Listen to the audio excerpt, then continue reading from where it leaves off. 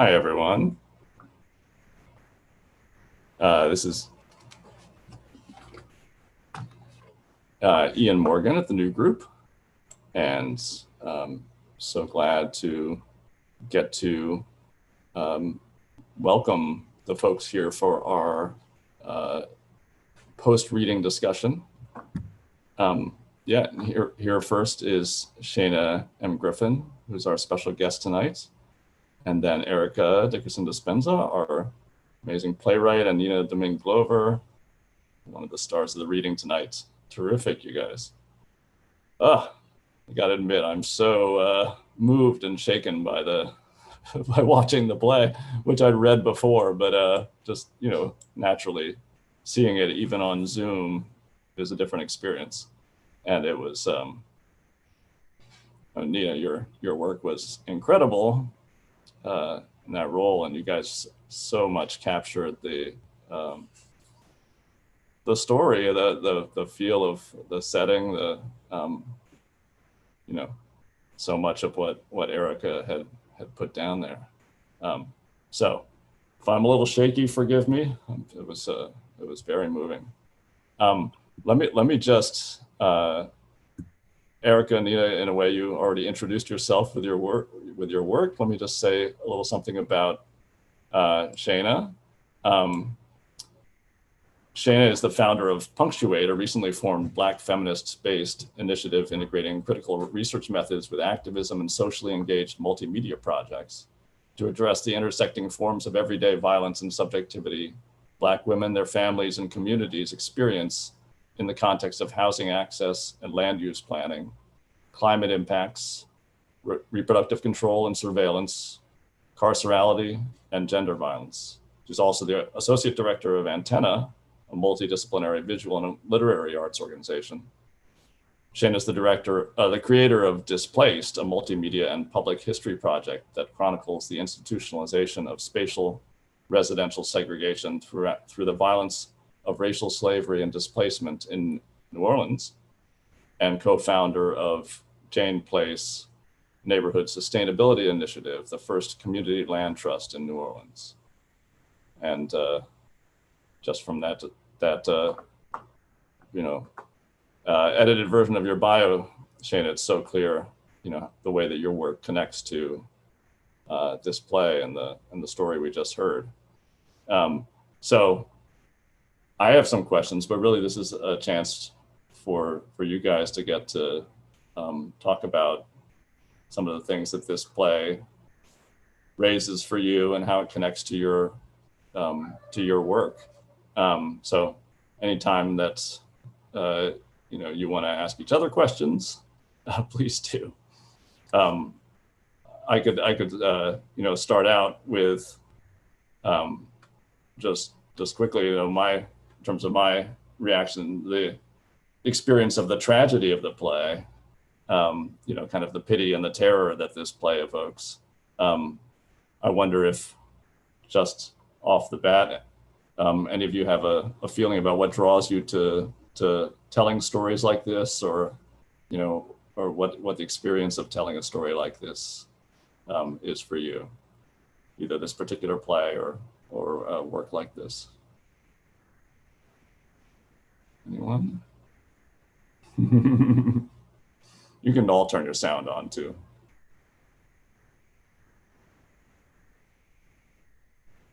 Do you want to start, Nina, having just performed it? I've just talked for an hour. Erika should start.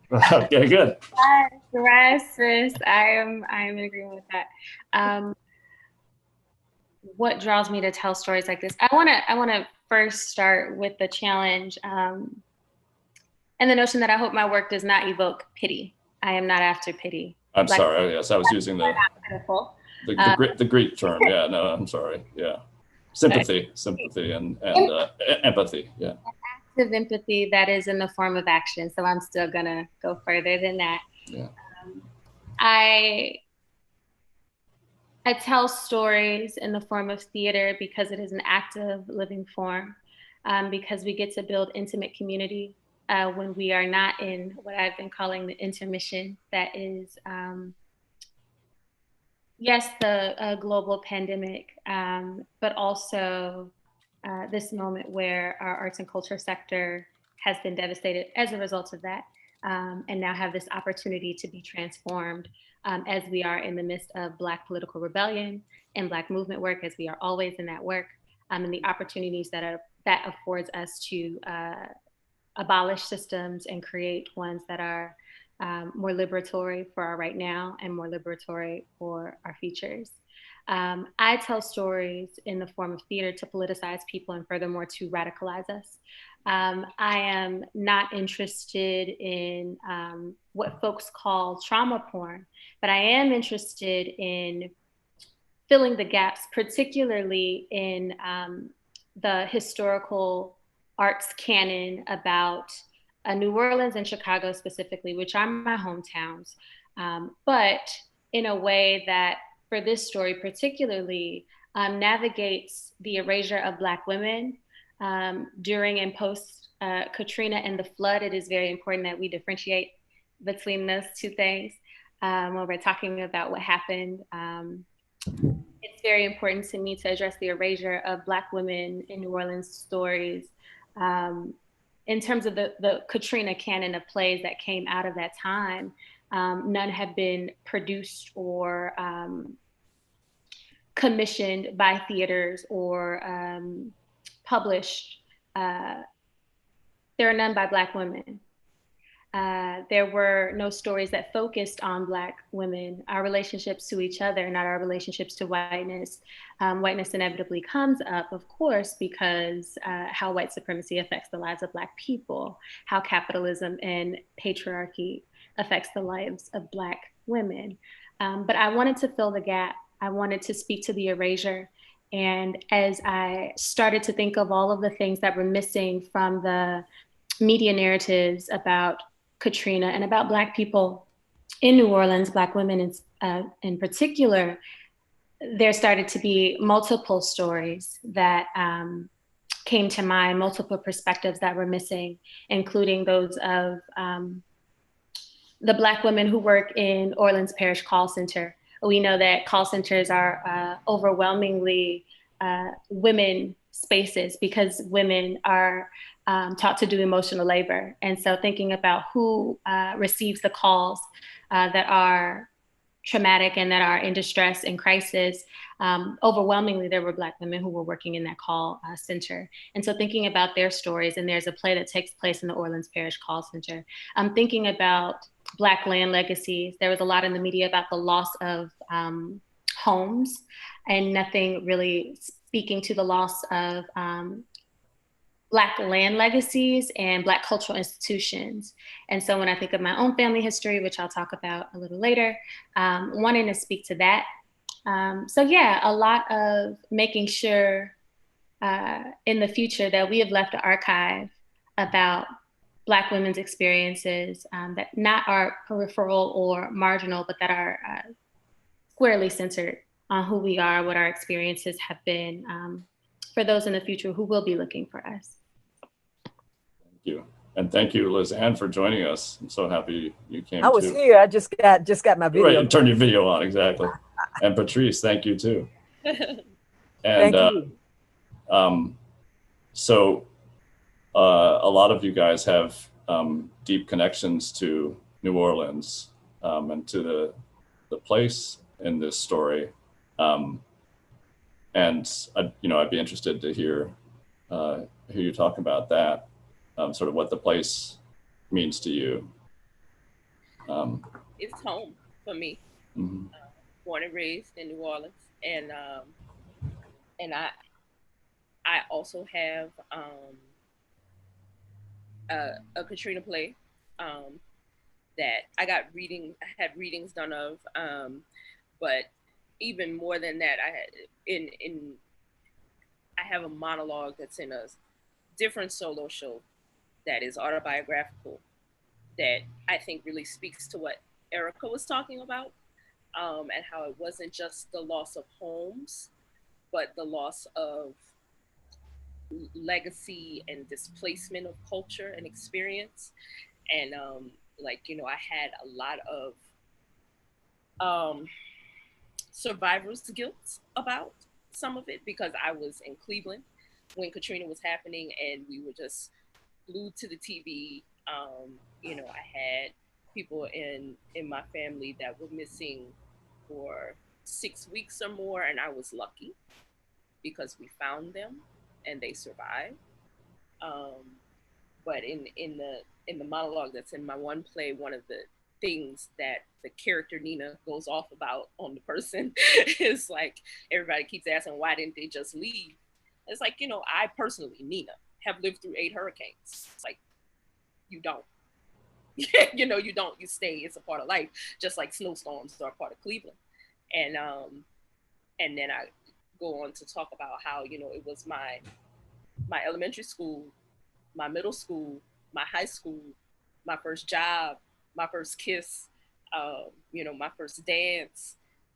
All of these formative experiences are there, and I knew that the city was going to be forever changed, and that the culture was going to be compromised in a way that I really was not ready to accept when I found gumbo filet powder on the grocery store shelves in Cleveland. Like, people above the Mason-Dixon line don't even know what filet powder is. But it was gumbo filet powder. And I stood in the grocery store and cried, like, oh, like, we are that spread out and exported from the city that in Cleveland, Ohio, they are ordering gumbo filet powder. You know, on the one hand, yay, because we can find it. But on the other hand, what does that mean about the people who are left behind? What does that mean about the people who come in and see it as an opportunity to develop, who move into neighborhoods because they love New Orleans charm, but then want you to be quiet? No, you came here because it's loud. That's what you wanted. Like, you wanted to see us. You wanted us. Oh, but you only wanted us between, you know, 3 in the afternoon and 9 at night. No, that's not how it is. This, you come here, you getting us. You know, you moving into our space. And that's one of the things that is important to me to preserve. Like, there are not a lot of us writing these stories. And Erika was like, Nina, I think we have this opportunity to say, yes, yes, yes, please, please, please, because I don't get to play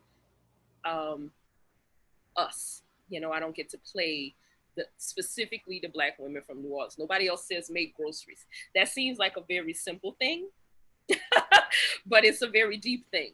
You know, it's the way we work lexicon and work language is a cultural marker that must be preserved, you know, and women are often not acknowledged as griots either. You know, so I'm honored to be able to bring these words to life, sis. Yeah. Shana, can we bring you in? Yes, absolutely. First, I want to, Erika, thank you so much for writing this, and Nina for also performing and doing the reading. I appreciate the opportunity to be with you all here this evening. Like Erika and Nina, I live and work in New Orleans. This is the place of my birth. I often say by way of the Middle Passage. I see New Orleans as both a colonial, a continuation of a colonial site, as well as a carceral landscape of violence, as well as sites, various sites of Black resistance, especially through the lives and bodies of Black women.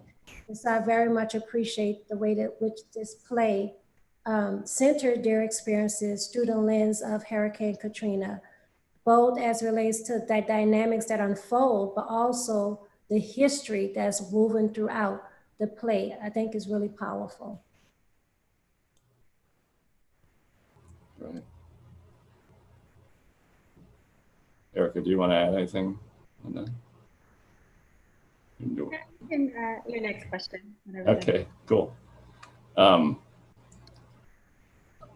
What, you know, in talking to Erika about this beforehand, we were interested in hearing, I guess, for all of you, what ideas or themes in the play, you know, really struck you or resonated most strongly for you. and also if there were things about the structure of the play, the way it was told, that we could discuss.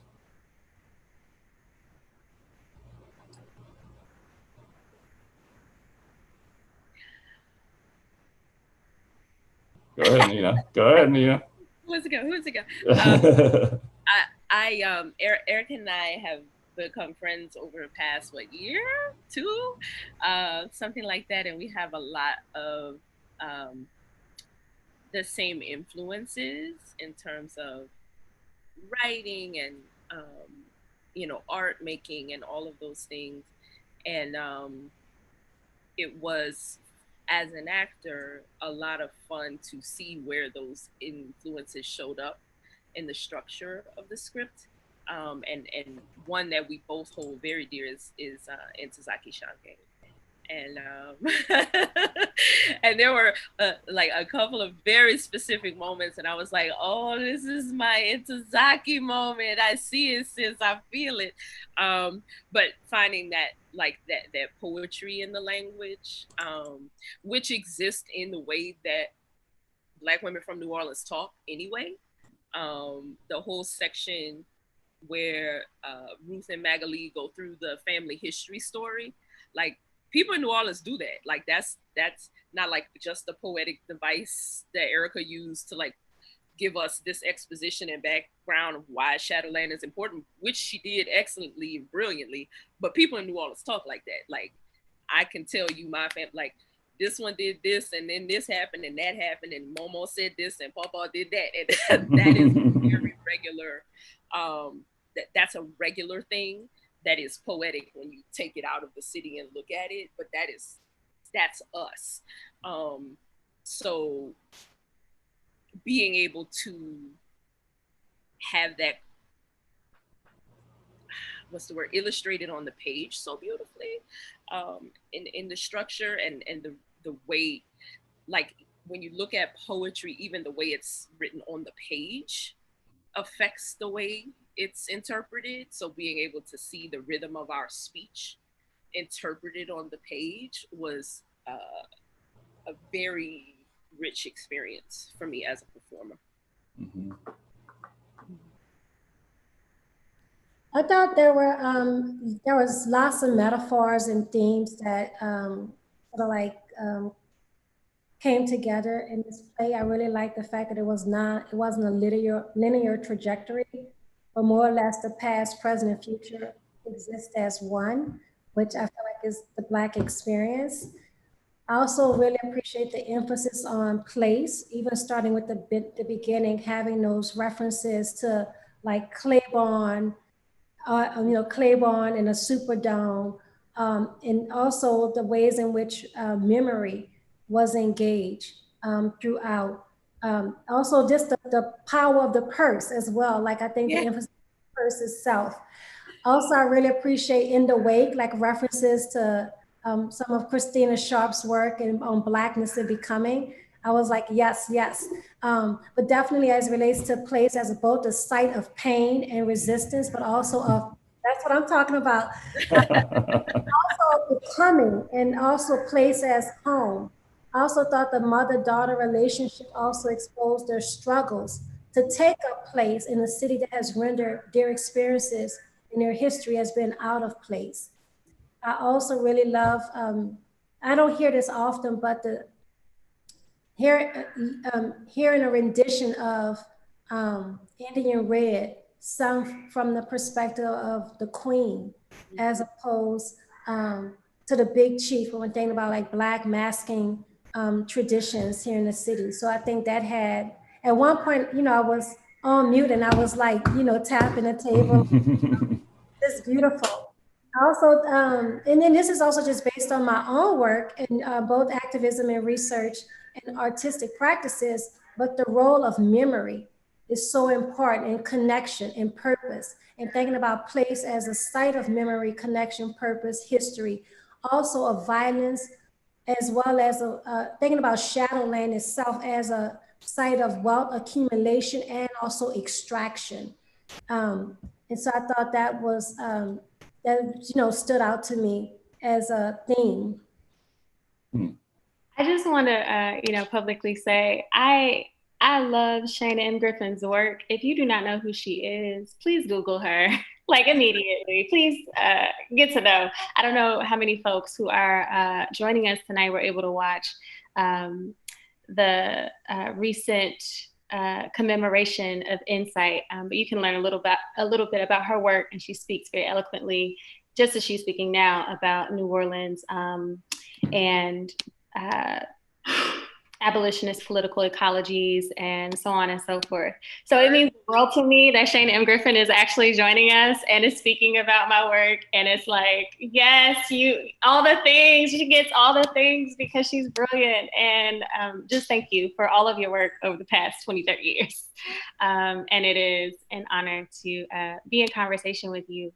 I wanna highlight again, for me, themes of dispossession, Black people being a dispossessed people, but Black New Orleanians and Black women specifically being dispossessed in a very context-specific way within our own communities, and thinking about masking traditions.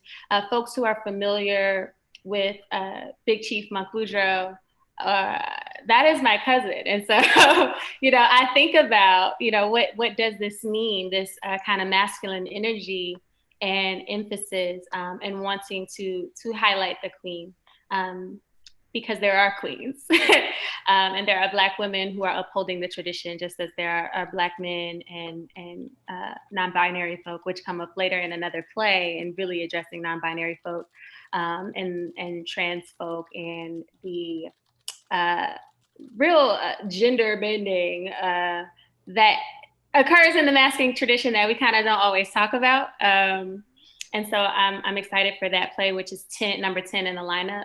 I also want to just highlight. Please say that. There are 10. There are 10. We have to expand the canon about how people talk about Katrina and the flood and post Katrina New Orleans and the Katrina diaspora. And the New Orleans diaspora, the Black New Orleans diaspora, those of us who were born elsewhere like me, I was born in Chicago, raised in Chicago, but my family has been in New Orleans. My paternal family has been in New Orleans since 1918, where they came after official emancipation from Sunflower, Mississippi, and from the island of Sicily, which was and has been colonized in similar ways as Puerto Rico. We could say, for those who are like, oh, Sicily, Italy, right? Like, no, not the same thing, but colonialism, imperialism, and all that jazz. But thinking about Black women's lives in interior spaces, I specifically tend to situate my work or situate rupture in these kind of safer, sacred spaces that Black women hold. And for the women in this play, that space is a family business. And for folks who may not know, Shadowland was real. My great uncle, Victor Anthony Despenza the second, we call him the first now because all of the Sicilians name all their kids the same 5 names. So everybody's a first or a junior, but like not really, because it's probably like 10 of y'all. But my great uncle and his wife, Magalee Boudreaux, who was a French Creole woman, started Shadowland, which was at the address 1921 West Washington Avenue in the Central City neighborhood of New Orleans. And I don't know if you have that photo of the bar, if that can be up. I'm gonna keep going, maybe it's coming. And that jazz club, there it is. This is the postcard that people would receive upon entering Shadowland when they would stay for the night. This is the only photo that exists of Shadowland post Katrina, post the flood. And so Victor, who is pictured on the far left, and Magalee, his wife, who is third from the left, started Shadowland in the early 1940s. It was in operation until the late 1980s, the beginning of the 1990s, and it actually caught fire.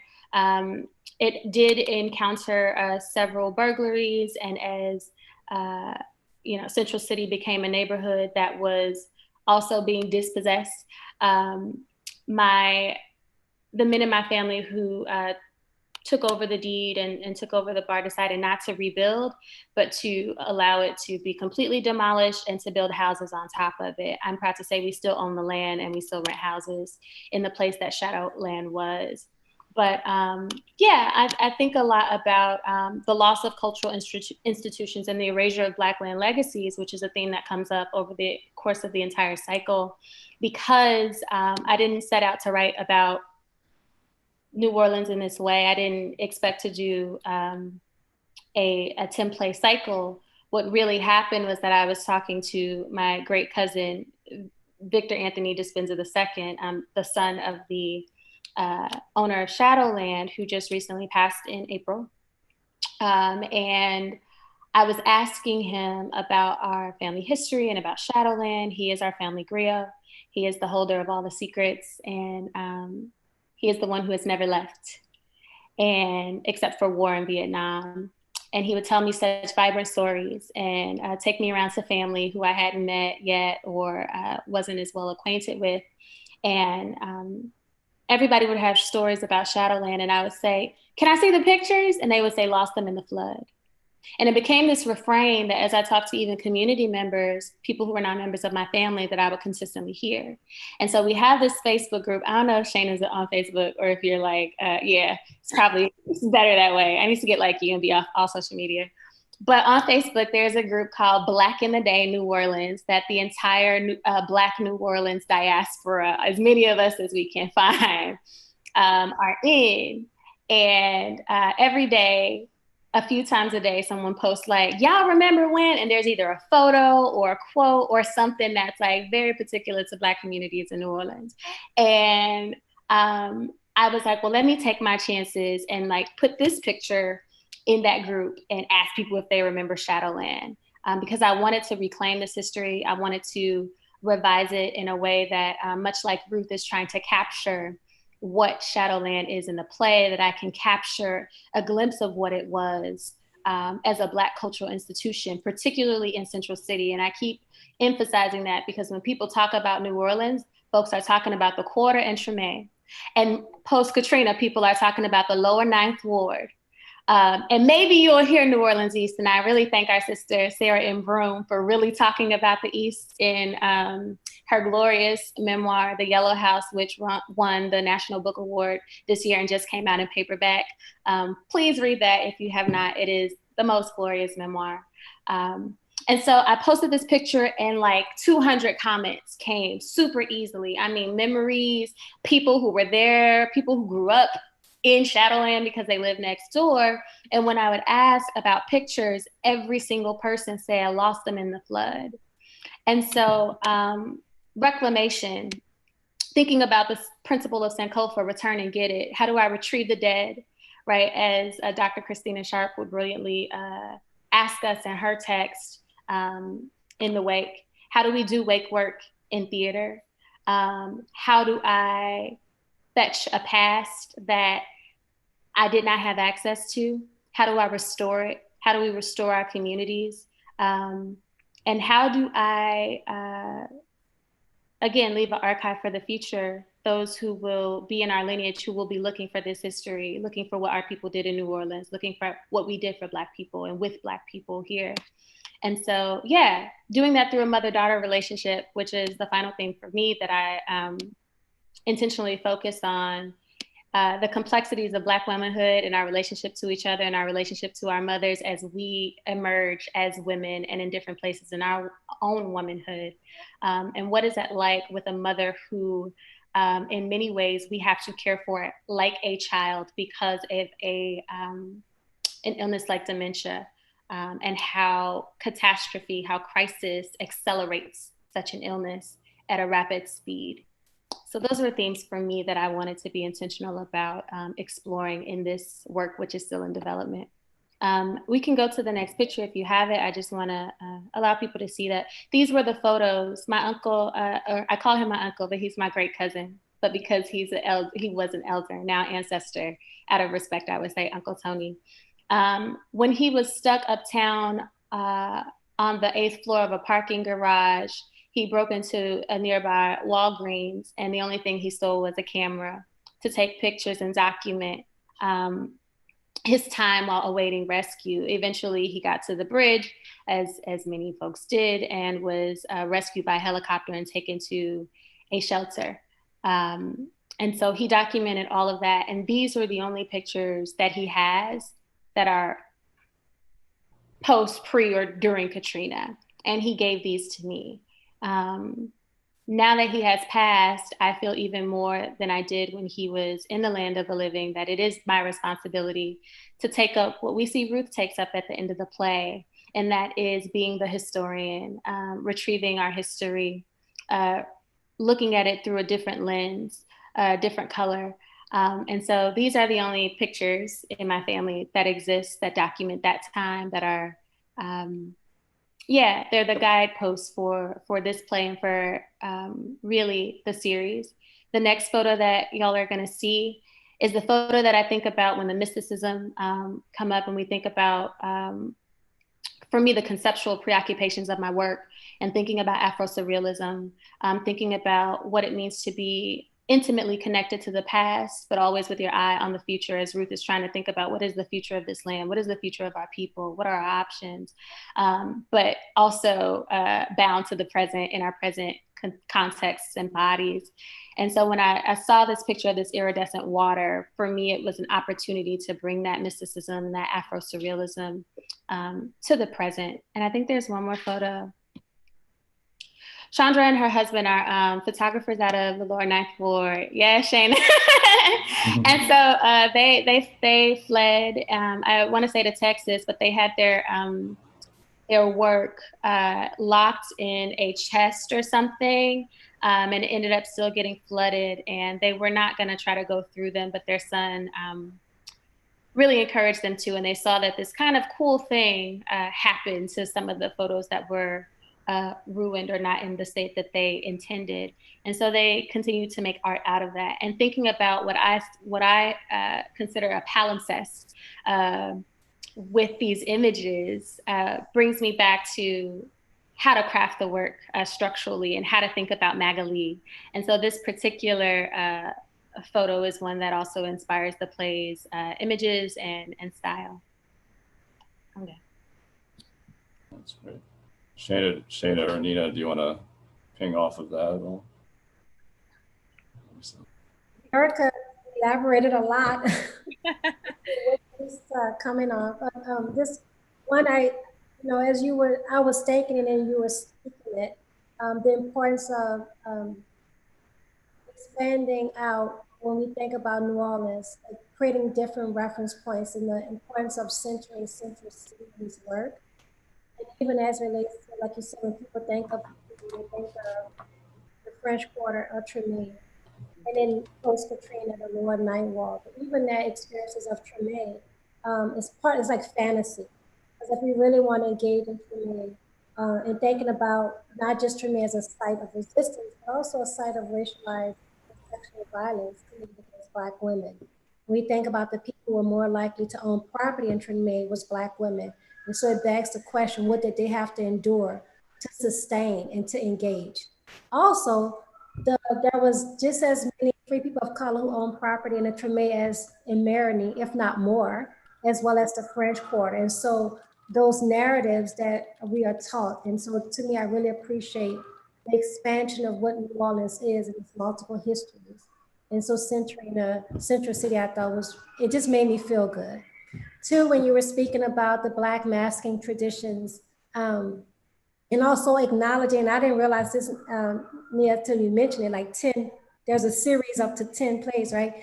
And how, the masking tradition, whether folks want to acknowledge it consciously or unconsciously, is also a very queer experience. It's like one of the few times in the year where you see, Black men, straight heterosexual men walking around in colors normally associated with women and queer folks, right? And the highest praise you can give someone on that day is to tell them you're pretty, pretty. And it's such queer.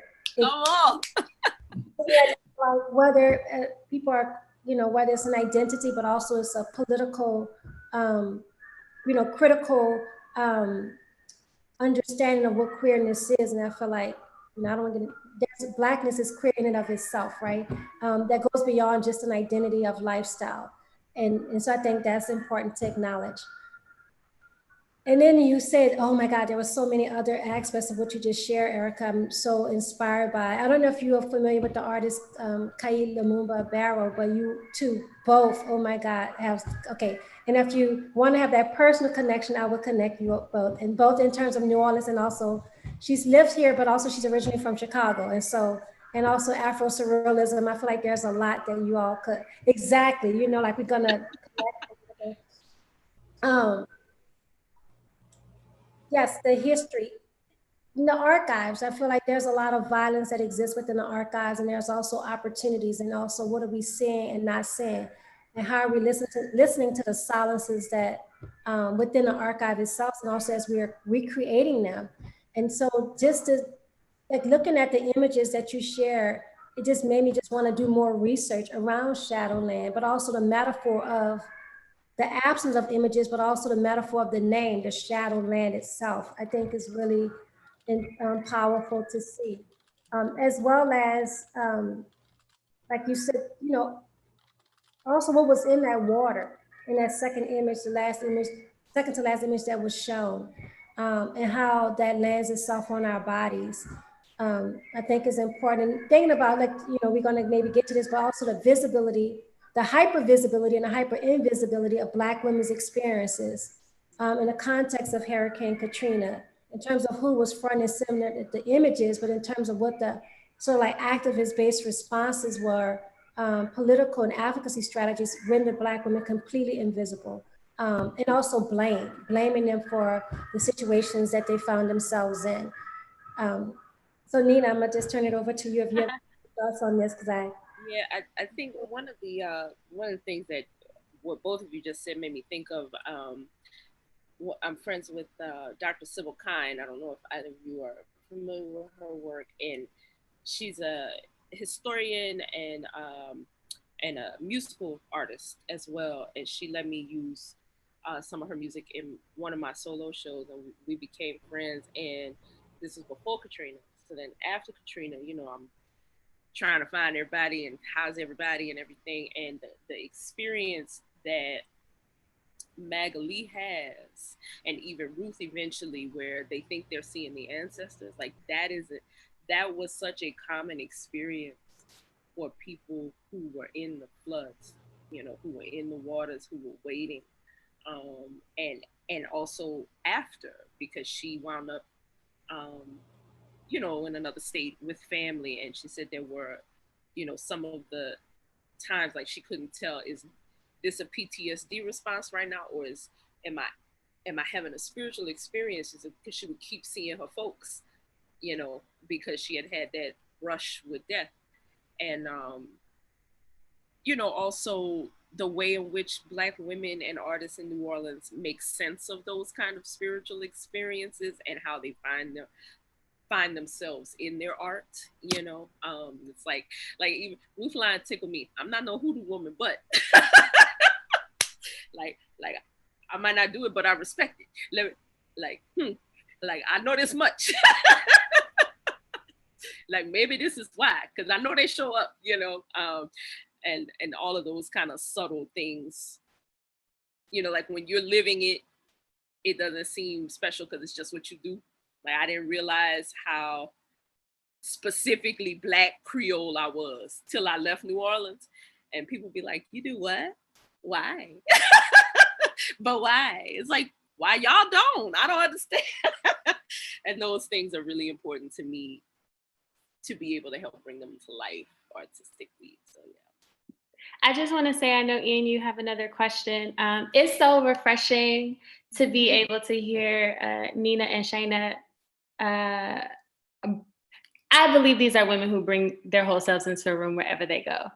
At the same time, I want to acknowledge the freedom of this space and this play that allows for Black New Orleanian women to sound like Black New Orleanian women.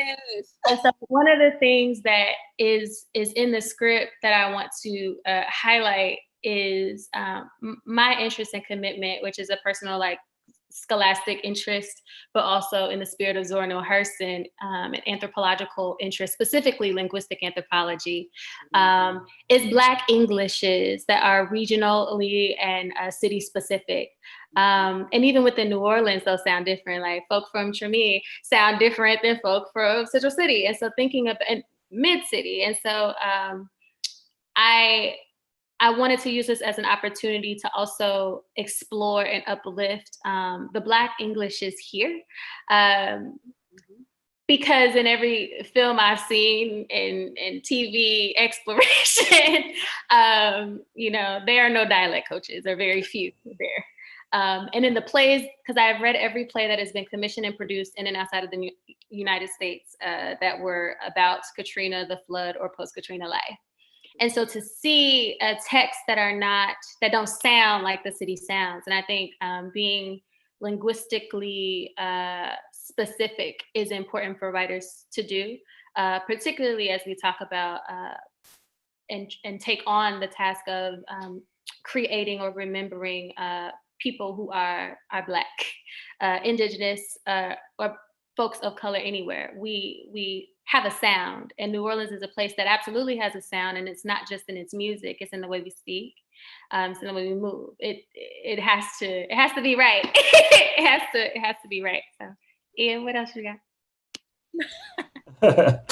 What you guys are doing is so great.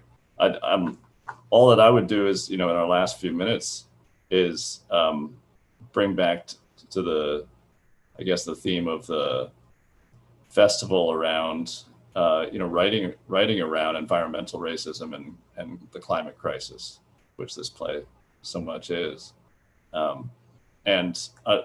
You used a phrase which I thought was so potent, Erika, which is referring to as Katrina as the man-made state-sanctioned flood. Which, did I quote that correctly? No, not exactly. Okay. So there was a hurricane. Right. We called it Katrina. Right. And then after the hurricane, there was a flood.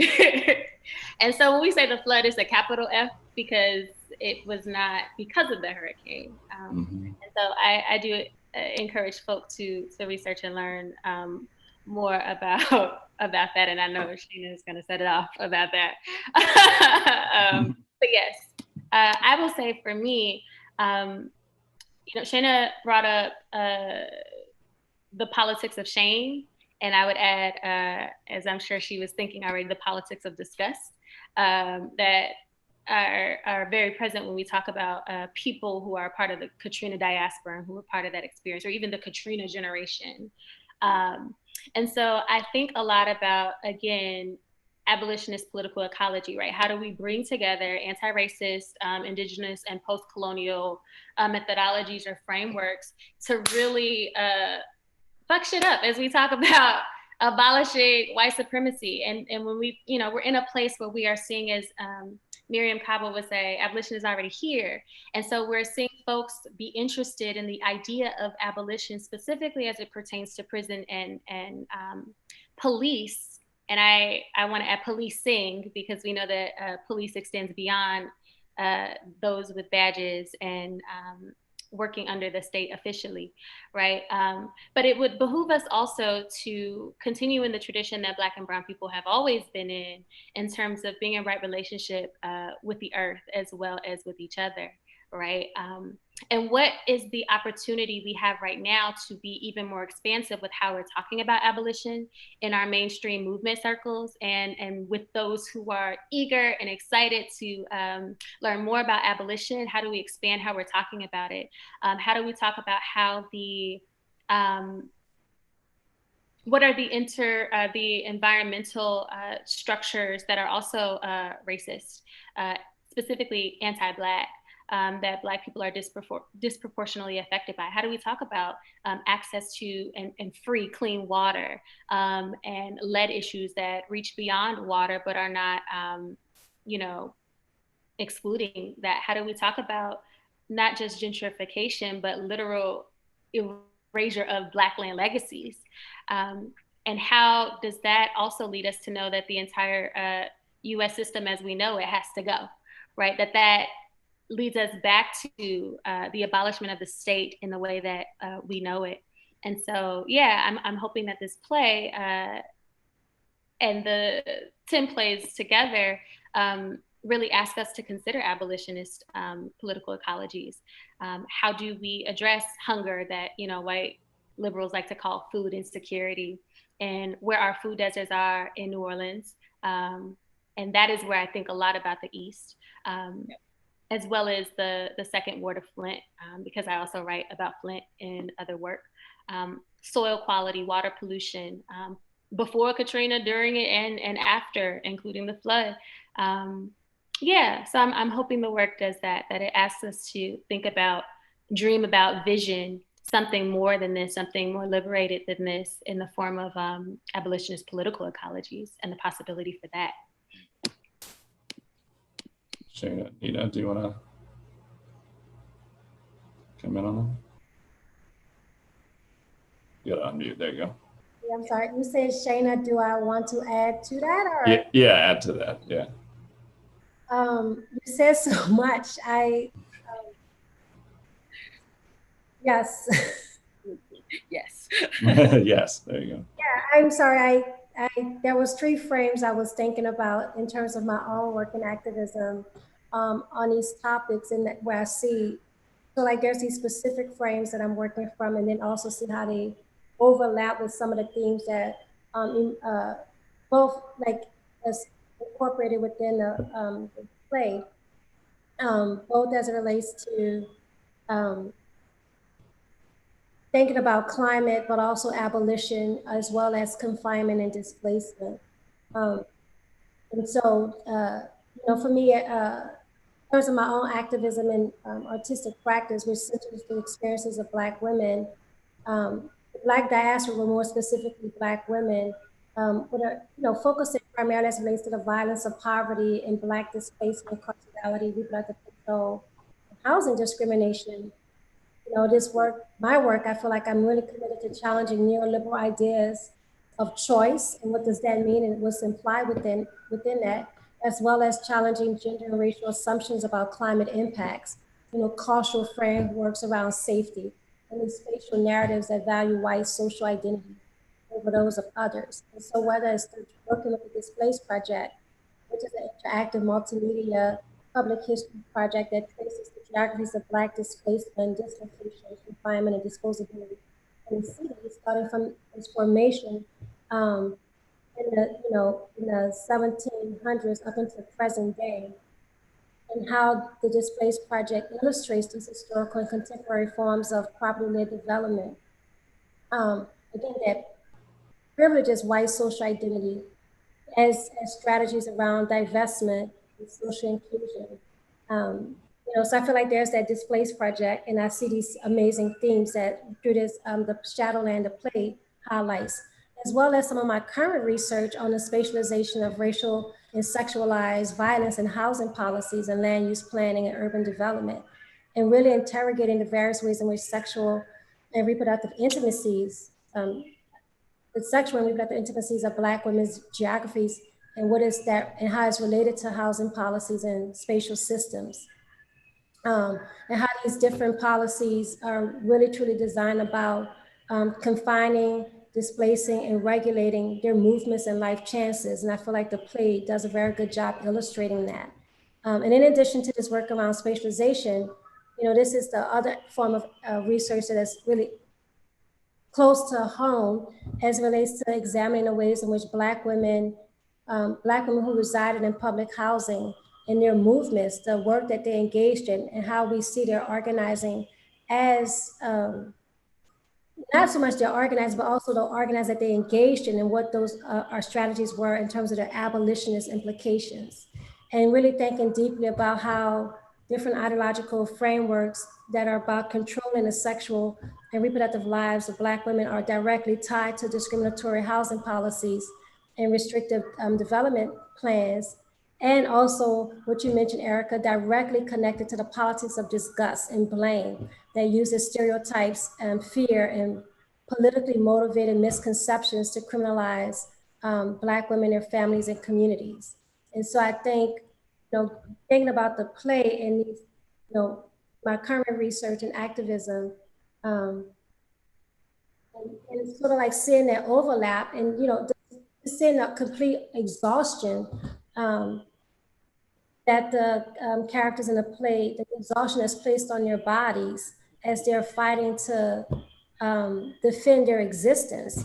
And also the ways in which they are engaging in protests, and not in a traditional way in which we think about protests, but protests that's about expanding the boundaries of just the ability to, in the midst of this chaos and destruction, engaging in protest through the singing of Indian Red.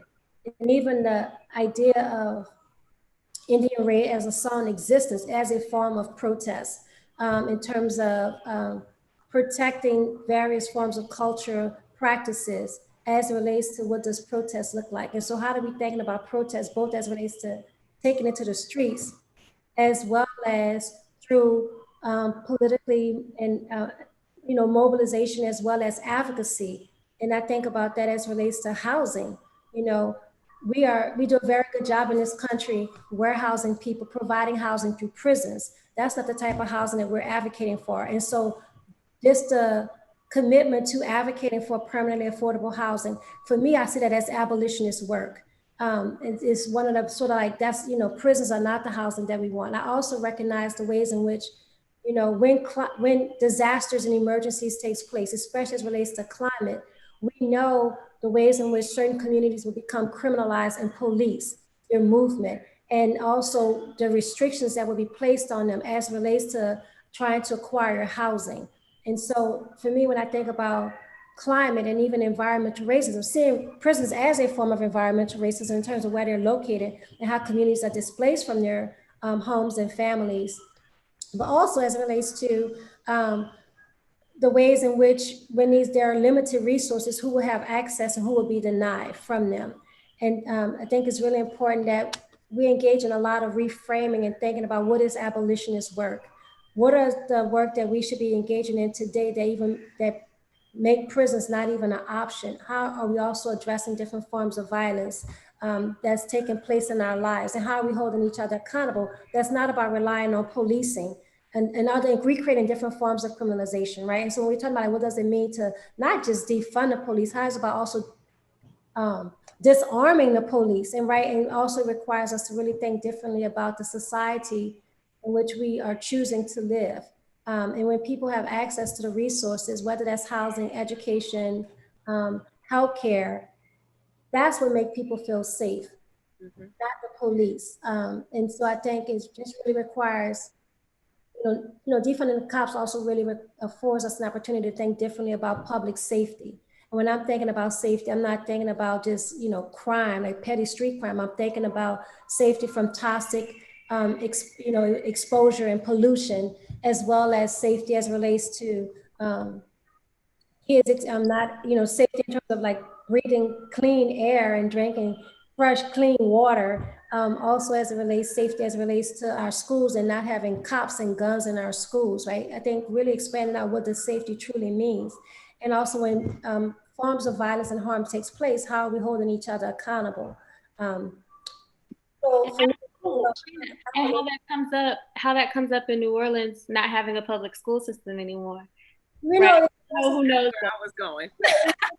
What you're raising is really important. It's like the attacks on the public, right? Whether we're talking about post-Katrina, sort of like a neoliberal strategy, was a complete attack on public housing, public education, the public care system, right? And who's more likely to utilize public resources. This attack also against Blackness and the poor people, immigrant folks, queer folks, right? And so I think, how do we what does the counter publics look like? How do we regain the public? What does it mean to really engage civil society?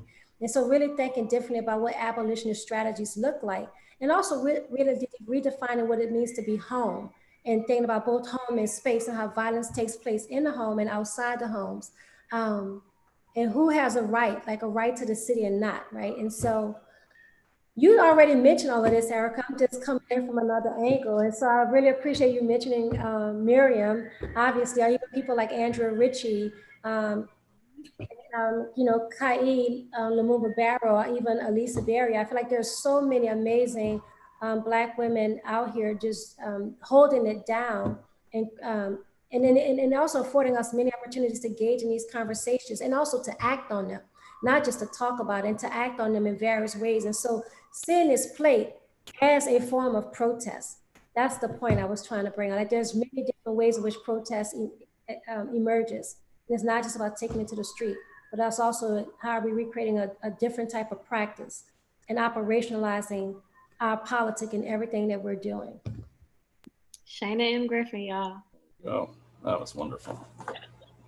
Thank you all so much. So we're essentially out of time, but Nina, if you have any last thoughts? Yeah, bring us home, Nina. I'm just drop in my last little thought. Yeah, last thought. I was going to talk about, I think it's the third play in the cycle. Is that hieroglyph number 3? The second. So, because that's what I was going to talk about, the children.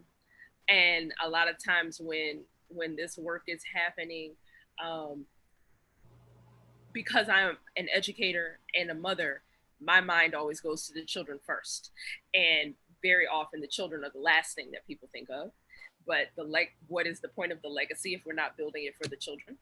And in the second play in the cycle, Erika addresses that because it focuses on the kids and what happens when they get displaced, when they have to leave the school they started in. And we're just now really starting to get all of the data of how not the storm itself, but the aftermath affected all of those students who, you think about this year, everybody's like, oh my God, the seniors don't have a prom, they can't graduate, and it's like, yes, now it's real for like everybody, and that is horrible, because it's not that I want it to be real for everybody, but that's what that happened to everybody in every grade, and so like there was like kids who opted, it's like, I'm gonna stay in school 3 more years because I'm gonna wait till my school is rebuilt, or until the trailers for my school are put up so that I can graduate from my school. I don't want to go to this other school that's in the part of town that didn't flood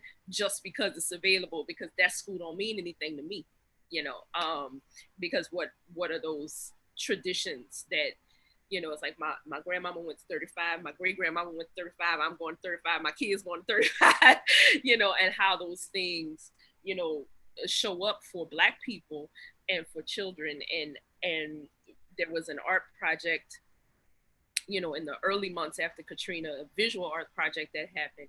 And all of the kids, like people, like, well, let's draw your house, let's draw a home. And all of the kids were drawing triangles. And they're drawing, because typically when you think about a child drawing a house, they draw a square and they draw a triangle and they draw the little windows and the door and the chimney or whatever. But all of the kids, the whole house was a triangle because they were trapped on the roof. And it's like when we think about environment, it's not just, it is the climate, and it's everything. It's like, what is the emotional environment? And what do you do when an entire system is compromised? Like everything. It's like the hospitals are compromised, the schools are compromised, the people who are the people who usually give the care have also been through the trauma, so how do, when we look at this work, like, because those effects are still being felt. Like, we have so many friends who had family members not necessarily pass in the flood, but passed within the 2 years directly after from stress, from aneurysms. I'm talking about young people, like in their 20s and 30s, not to mention the people who were actually in the water for days, and how it affects their entire life holistically. When we're talking about, restructuring and abolition, how are we addressing every single area of people's lives? That you need your Maslow's hierarchy of needs, you need your food, clothes, shelter, but you also need, you need your emotional body taken care of. You need your spiritual body taken care of. That the moment with, Big Chief and the Queens in the play, that is something that has to happen. It's like, it was either gonna be that we was gonna do that chant, or Ruth was gonna do a second line out. It's one of the two. Like it's coming, you know, that like we have to have that spiritual outlet as well. So and we bring up our children in those traditions. So my mind always goes there, like what are we doing? Because the public school system is gone. Like that's a very big thing that my husband and I are dealing with right now. I got 5 kids. They're not going back to school in the pandemic. So I am now a homeschool mom, but I believe in public school education. I am the product of public school education. And now that, because of the global situation that we are in, my children won't experience that in the same way. And I don't know if it'll ever be the same again, you know? And we haven't even talked about the impact, and we don't have time to fully unpack it, but just also adding, so New Orleans, which is still largely recovering, is also on top of that, dealing with this pandemic, and how the Louisiana state government is,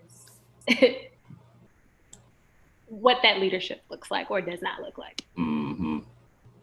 Oh, well, this was an amazing conversation, you guys. Thank you so much for sharing so much. And I hate to stop it because we obviously keep going. Let's bring back, if we still have them, let's bring back Lizanne and Patrice. I think she might have had to go, and Candace, if we can get their videos back on. There they are. And thank you guys again for your incredible work on this play. It is so impactful, as was this conversation. And just for those watching, a reminder that if you enjoyed the reading tonight or the discussion, it's available for 3 more days. So tell your friends, tell everyone, because love to get this shared out as widely as we can. And then please come back. Next 3 nights we have readings at 7 o'clock. Hey, Patrice, great. There she is. And we have readings the next 3 nights. Come back for those, which will also be available for 3 more nights after they first stream. And on Thursday, a panel called Climate Arts Activision, which goes into these same themes. So I think that's it. But thanks to you guys so much. Thank you. Erika, Shannon, Nina, Candace, Lizanne, Patrice, for sharing this all with us. Thanks, everyone. Good night, everyone. Bye-bye.